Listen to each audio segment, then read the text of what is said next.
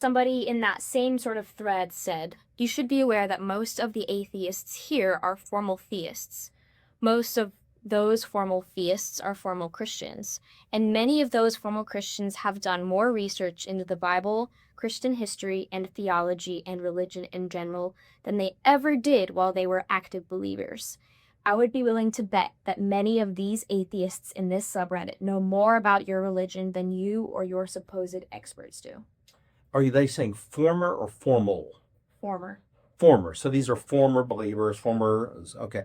It's probably true because if these people, the first part of it's probably true. If they went through a crisis of faith, then they probably went into a season of intense scrutiny and study and so forth. And some they probably do know more than they knew before, and they probably know more than the average Christian, let's say.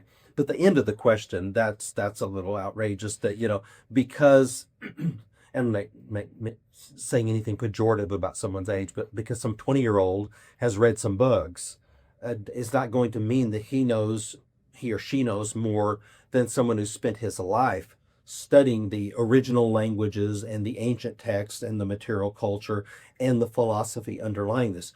We may have arrived at different conclusions at this point, but I think that's stretching the bounds of credibility to say we would know more than you just because we don't believe.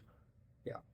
I think it would be more plausible for this person to rephrase his or her argument and say that it is possible that an agnostic or an atheist could understand as much about scripture and its original intent and meaning and blah blah blah as a believer. Okay, well then that's a little more plausible.